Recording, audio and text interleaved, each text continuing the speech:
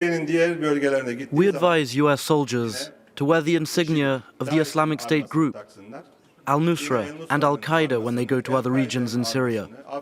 They can even wear the insignia of Boko Haram when they go to Africa. And if they say, we don't see the YPG and these terrorist groups as the same, my answer is that they are being two-faced. I'll say this openly, they are being two-faced and applying a double standard.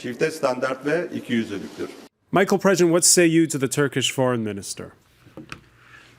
You know, I was an embedded advisor with the Peshmerga, and we wore stuff with them because we were fighting in Mosul in 2005.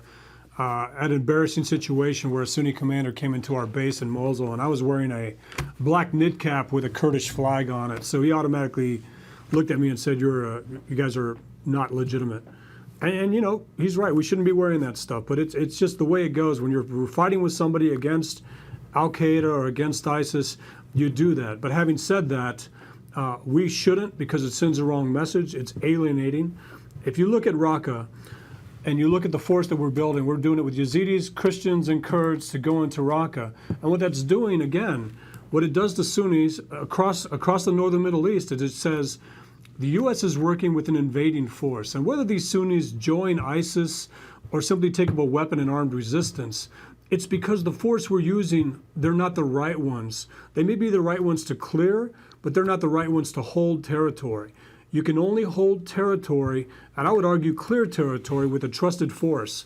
And the more we fall back on wearing patches of other units and aligning that way, it's a great bonding moment with the force you're embedded with, but it has strategic consequences when you actually alienate those you're actually trying to But Michael, President, how do you do it? The whole world wants to get rid of ISIS, to them to no longer have their so-called caliphate. How does the U.S. help in that battle? We know that airstrikes can only have a limited effect.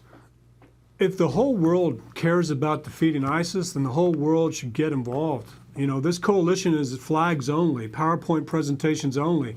Let's get some people on the ground to actually build credible forces. Syria is 80% Sunni. Tell me where that Sunni military Jamal force is being built. A secular nationalist one, not an Islamist one, but a secular nationalist one. It's not being built. Show me where the Sunni force in Iraq is being built, absent the constraints of Tehran and Baghdad. It's not being built. I believe that ISIS is too dangerous to leave to a disinterested White House and an unfocused Baghdad. It's becoming too dangerous. We're not doing anything but burning down the house to rid it of some rats, and then the rats come back when you build the house up. We're doing nothing that strategically defeats ISIS in either Iraq or Syria.